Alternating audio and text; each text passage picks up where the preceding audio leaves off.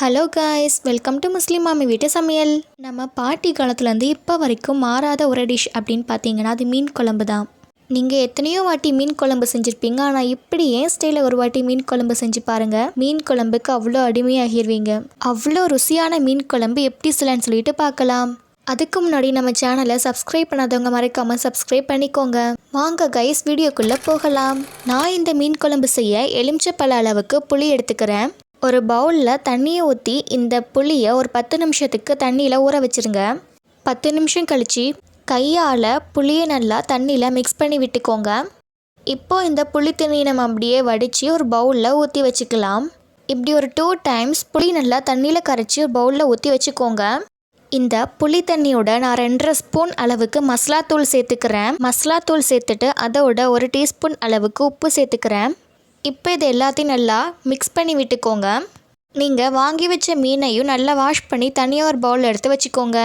நான் இந்த மீன் குழம்பு செய்ய ஒரு கைக்குத்து சின்ன வெங்காயம், 2 கீறின பச்சை மிளகாய், ஒரு தக்காளி, 7-8 பல் பூண்டு, கொஞ்சமாக கருவேப்பிலை இதெல்லாமே தனித்தனியாக கட் பண்ணி எடுத்து வச்சுக்கிறேன். இப்போது அடுப்பை பற்றி கடாய் நல்லா சூடானதும் 4-5 கரண்டி எண்ணெய் ஊற்றிக்கோங்க. நீங்கள் எண்ணெய் 5 கரண்டிக்கு குறையாமல் ஊற்றிக்கோங்க. ஏன்னா லாஸ்ட்டில் மீன் குழம்போட எண்ணெய் பிரியும் போது பார்க்கவே ரொம்ப அழகாக இருக்கும்.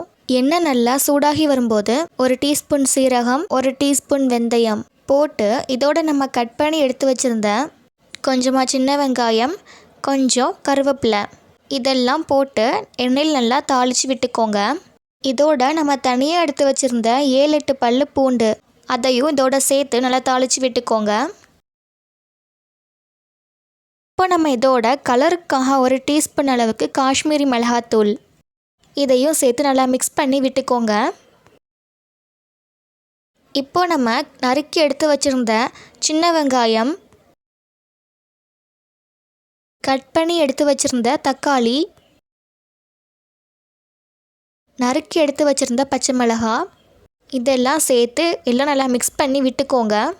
நம்ம வெங்காயத்தை ரொம்ப வதக்க வேணாம், கொஞ்சமாக வதங்கினாலே போதும். இப்போ இதோட நம்ம 1 டீஸ்பூன் அளவுக்கு உப்பு சேர்த்துக்கலாம். உப்பு சேர்த்து எல்லாத்தையும் நல்லா மிக்ஸ் பண்ணி விட்டுக்கோங்க. இப்போது நம்ம மசாலாத்தூள் புளியெல்லாம் கரைச்சி எடுத்து வச்சிருந்த தண்ணியை இதில் ஊற்ற போகிறோம். எல்லாத்தையும் நல்லா ஊற்றி இப்படி மிக்ஸ் பண்ணி விட்டுக்கோங்க. கேஸை மிடில் ஃப்ளேமில் வச்சு ஒரு 5 நிமிஷத்துக்கு மூடி போட்டு மூடி வச்சுக்கோங்க.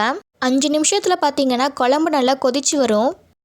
குழம்பு நல்லா கொதிச்சு வர இந்த டைமில் நம்ம கழுவி எடுத்து வச்சுருந்த மீனை ஒவ்வொன்றா எடுத்து மீன் குழம்புல போட்டுடலாம்.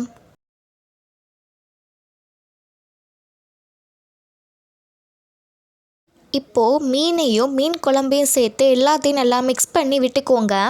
கேஸை மிடில் ஃப்ளேம்லேயே வச்சு 5 நிமிஷத்துக்கு மூடி போட்டு மூடி வச்சுக்கோங்க. மீன் குழம்பு கொதிக்கிற இந்த டைமில் கொஞ்சமாக தேங்காவை கட் பண்ணி தண்ணி ஊற்றி அரைச்சி இந்த மாதிரி தேங்காய் பாலை தனியாக ஒரு பவுல் எடுத்து வச்சுக்கலாம். மீனோட சேர்ந்து மீன் குழம்பு நல்லா கொதிச்சு வருது.